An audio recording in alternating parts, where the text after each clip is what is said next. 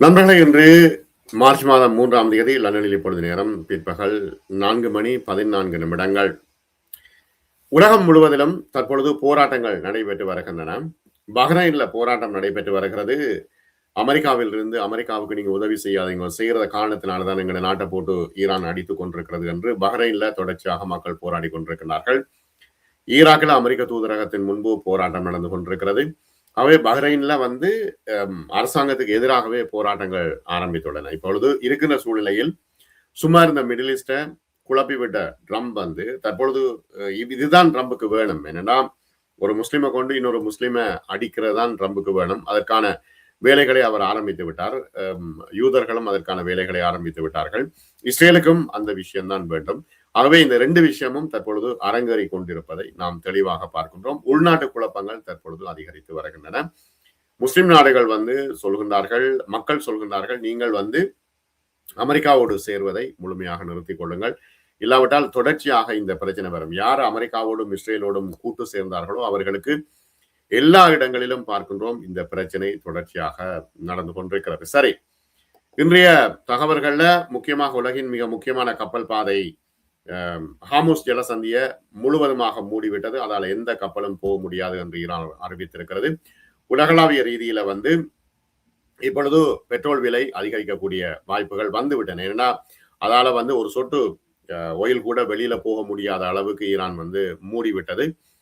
Iran சொல்லியிருக்கிறது, அனைத்து கப்பல்கள், அதால வார கப்பல் எல்லாத்தையும் நாங்கள் அடித்து எரித்து விடுவோம் என்று ஈரான் அறிவித்திருக்கிறது. அதனால இப்பொழுது முழுவதுமாக ஒரு பொருளாதார நெருக்கடிக்கு உலகம் தள்ளப்பட்டிருக்கிறது. இதுதான் ட்ரம்புக்கு வேணும். ஈரானுடைய புரட்சிகர காவல்படையின் தலைமை தளபதியின் மூத்த ஆலோசகர் இப்ராஹிம் ஜபாரி ஹார்முஸ் ஜலசந்தி முழுவதுமாக மூடப்பட்டுள்ளதாக ஈரானிய ஊடகங்களிடம் தெரிவித்தார். யாராவது கடந்து செல்ல முயன்றால் அவர்கள் நிச்சயமாக தாக்கப்படுவார்கள் என்று, கப்பல் எரிக்கப்படும் என்றும் ஜபாரி தெரிவித்திருக்கின்றார். சமீபத்திய நாட்களில் முக்கிய எண்ணெய் ஏற்றுமதி பாதையிலே பல குண்டுவெடிப்புகள் பதிவாகி இருக்கின்றன. கிட்டத்தட்ட 3 கப்பல்கள் எரிந்து கொண்டிருக்கின்றன. அங்குள்ள மாலுமிகளை காப்பாற்றுகின்ற வேலையை அவர்கள் செய்திருக்கிறார்கள். தற்பொழுது 3 கப்பல்கள் அங்கு எரிந்து கொண்டிருக்கின்றன. எந்த கப்பல் வந்தாலும் அடிப்போம் என்று அவர்கள் சொல்லியிருக்கிறார்கள். ட்ரம்ப் பேரழிவு தரும் ஈரான் போரை தவறாக கணக்கிட்டு இருக்கலாம் என்று தற்பொழுது ராணுவ ஆய்வாளர்கள் சொல்கிறார்கள். என்னன்னா, இப்ப ட்ரம்ப் யோசித்தார், ஓகே, ஈரானை அடிக்கிறது, ஈரான் திருப்பி இப்படி தாக்கும் என்று அவர் நினைக்கவே இல்லை. ஆகவே இது அவருக்கு மிக உயர்ந்த விலையை கொடுக்க போவதாக இருக்கும் என்று ராணுவ ஆய்வாளர்கள் சொல்கின்றார்கள். இந்த ஹார்முஸ் ஜலசந்தி ஓமானுக்கும் ஈரானுக்கும் இடையில் அமைந்திருக்கிறது. உலகின் மொத்த எண்ணெய் நுகர்விலே 1/5 பங்கு இதன் வழியாகத்தான் வருகிறது. ஆகவே கடந்த ஆண்டு ஒவ்வொரு நாளும் 20 மில்லியனுக்கும் அதிகமான பீப்பாய்கள் கடந்து சென்றன இந்த ஹார்முஸ் ஜலசந்தி. உக்ரைன் போர் வெடித்ததிலிருந்து கட்டார் திரவமாக்கப்பட்ட இயற்கை எரிவாயு உற்பத்தியை நிறுத்திய பின்னர் எரிவாயு விலைகள் ஏற்கனவே மிக வேகமாக உயர்ந்துள்ள நிலையில் இப்போது இந்த ஈரானுடைய தடுப்பு நிகழ்ந்திருக்கிறது. ஈரான் மற்றும் அமெரிக்க இஸ்ரேலிய படைகளுக்கு இடையிலான மோதலின் எழுச்சியால் எண்ணெய் விலைகளும் உயர்ந்திருக்கின்றன. மேலும் உலக நிதி சந்தைகள் தற்பொழுது தடுமாறி கொண்டிருக்கின்றன. வார இறுதியிலே இந்த ஹார்முஸ் ஜலசந்தி அருகே குறைந்தது 3 கப்பல்கள் மீதான தாக்குதல்களை தொடர்ந்து உலகளாவிய கச்சா எண்ணெய் பீப்பாய்க்கு $82 எட்டி இருக்கிறது. கிட்டத்தட்ட 61 பவுண்ட்ஸ் எட்டி இருக்கிறது ஒரு பீப்பாய். அவை ஐரோப்பிய முழு எரிவாயு விலைகள் 52% நேற்று உயர்ந்தன. இன்று மார்ச் 2022 உக்ரைன் மீதான ரஷ்யாவின் படையெடுப்பால் விலைகள் வியத்தகு முறையில் உயர்ந்ததிலிருந்து இப்பொழுது மிக அதிகமான உயர்வை குறிக்கிறது. கட்டார் அரசு ஆதரவு பெற்ற எரிசக்தி நிறுவனம் கட்டார் எனர்ஜி அதன் வசதிகள் மீதான தாக்குதல்கள் காரணமாக உற்பத்தியை நிறுத்தி இருக்கிறது. ஈரான் தாக்கி இருக்கிறது, உற்பத்தியை நிறுத்தி இருக்கிறது. கத்தார் அமைச்சர்கள் திங்கட்கிழமை அன்று ஈரானிய ட்ரோன்கள் இங்கே இவர்களுடைய கேஸ் எனர்ஜி, கத்தார் எனர்ஜி மீது தாக்குதல் நடத்தியதன் காரணத்தினால் எல்என்ஜி குளிர்விக்கப்பட்ட எரிவாயுவின் முக்கிய உற்பத்தி நிறுத்தப்பட்டிருக்கிறது. இது மிகப்பெரிய பாதிப்பை உலகத்துக்கு ஏற்படுத்த போகிறது. 43% எரிவாயுவின் விலை அதிகரித்திருக்கிறது. இங்கிலாந்தில் எரிவாயு விலைகள் உள்நாட்டு எரிசக்தி பில்கள் இப்பொழுது ஏறப்போகின்றன. அதுதான் இப்பொழுது இங்கே பதட்டமாக இருக்கிறது. ஒவ்வொரு இது வரும் மாதங்களில் ஒவ்வொரு வீட்டையும் பாதிக்கப்பட போகிறது என்று தற்பொழுது எரிவாயு நிறுவனங்கள் சொல்கின்றன.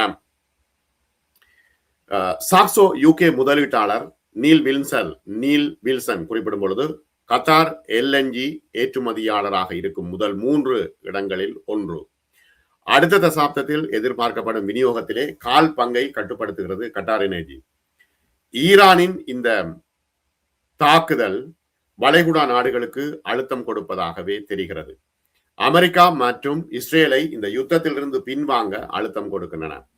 2022 ஐரோப்பிய எரிசக்தி நெருக்கடி மீண்டும் நிகழும் என்ற வகையில் 22 நிகழ்ந்த ஐரோப்பிய எரிசக்தி நெருக்கடி மீண்டும் நிகழும் என்ற வகையில் எண்ணெய் விலைகள் கடுமையாக உயரப்போகின்றன. எரிவாயு விலைகள், கேஸ் விலை உயரப்போகிறது. மத்திய கிழக்கு முழுவதிலும் தீவிர வேலை நிறுத்தங்கள் நடக்கின்றன. கப்பல்கள் மீதான தாக்குதல்கள், எரிசக்தி விநியோக சீர்குலைவு குறித்த அச்சங்களுக்கு பின்னர் உலகளாவிய நிதி சந்தைகள் தடுமாறின. இப்பொழுது என்ன நடக்குதுன்றா, ட்ரம்புக்கு இந்த யுத்தத்தை நிறுத்த சொல்லி சர்வதேச அளவில் அழுத்தங்கள் வந்து கொண்டே இருக்கின்றன. காரணம் என்னவெனில் எல்லா போக்குவரத்தும் நிறுத்தப்பட்டுவிடும். எரிவாயு இல்ல, ஒயில் இல்ல, எல்லாம் அப்படியே ஸ்தம்பித்து விடும், இயங்க முடியாமல் போய்விடும். ட்ரம்பினுடைய விளையாட்டுக்கு இது தாக்குப்பிடிக்க முடியாமல் ஆகிவிடும் என்று பொருளாதார வல்லுநர்கள் எச்சரிக்கை விடுத்திருக்கிறார்கள். ஐரோப்பிய நாடுகளின் பங்கு சந்தைகள் பெரிய சரிவை சந்தித்திருக்கிறது. சிஎஸ்சி பிரான்சினிட சிஎஸ்சி 40 திங்கட்கிழமை அன்று 2.2 பங்குச்சந்தை சரிவை சந்தித்தது. ஜெர்மனியின் டாக்ஸ் 2.4 சரிந்தது. S&P ஓரளவு நிலையானதாக இருந்தது. வால் ஸ்ட்ரீட் வர்த்தகம் செய்வதற்கு ஒரு தற்காலிக தொடக்கமாக இருந்தது. டவ் ஜோன்ஸ் 0.1 வீதம் சரிந்திருக்கிறது. எனவே உலக பங்குச்சந்தைகள் சரிந்து கொண்டிருக்கின்றன. கத்தாரின் பாதுகாப்பு அமைச்சகத்தின்படி 2 ஈரானிய ட்ரோன்கள் தளங்களை தாக்கி இருக்கின்றன. மின் உற்பத்தி நிலையத்தில் உள்ள மிகப்பெரிய தண்ணீர் தொட்டி, எல்என்ஜி உற்பத்தியாளர் அங்க கூலாக்குற இடம் எல்லாம் தாக்கப்பட்டிருக்கிறது. ட்ரோன் தாக்குதல் போன்ற அசாதாரண நிலைகள் ஏற்பட்டால் ஒப்பந்த கடமைகளிலிருந்து நிறுவனம் விடுவிக்கப்படும் பொழுது ஃபோர்ஸ் மஜூர் என்று அழைக்கப்படுகின்ற ஒரு நிலைமையை உருவாக்க வேண்டிய ஒரு சூழல் ஏற்படும் என்று தற்பொழுது தெரிவிக்கப்படுகிறது. எல்என்ஜி மற்றும் எண்ணெய் இரண்டுக்கும் ஹார்முஸ் ஜலசந்தியில் போக்குவரத்து 86% இல்ல. 700 கப்பல்கள் பாதையின் ஜலசந்தியில இரு பக்கமும் செயலற்ற நிலையிலே அப்படியே நங்கூரம் போட்டு நிறுத்தி வைக்கப்பட்டிருக்கிறது. இப்ப ஆசிய சந்தைகளையும் இது பாதிக்க போடுது. இலங்கை, இந்தியா, பங்களாதேஷ், பாகிஸ்தான், ஆப்கானிஸ்தான் எல்லா இடங்களையும் இது பாதிக்க போகிறது. உலகின் மிகப்பெரிய எரிவாயு இறக்குமதியாளர் சீனா அதன் இறக்குமதியில் பெரும்பகுதியை ஆஸ்திரேலியாவில் இருந்து பெறுகிறது. 34% அங்கிருந்து வருகிறது. ஆகவே எல்என்ஜி சந்தையில் 4வது நாளாக மத்திய கிழக்கில் விரிவடைந்து வரும் மோதலின் தாக்கத்தை மதிப்பிடுவதற்காக ஐரோப்பிய ஒன்றியத்தின் எரிவாயு ஒருங்கிணைப்பு குழு நாளை கூடும் என்று ஐரோப்பிய ஆணைய செய்தி தொடர்பாளர் ராய்ட்டர்ஸிடம் தெரிவித்திருக்கின்றார்.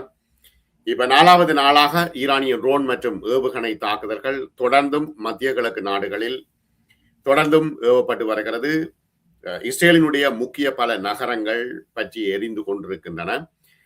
தொடர்ச்சியாக அமெரிக்காவும் இஸ்ரேலும் ஈரானை நோக்கி தாக்குதல்கள் நடத்தி கொண்டிருக்கின்றன.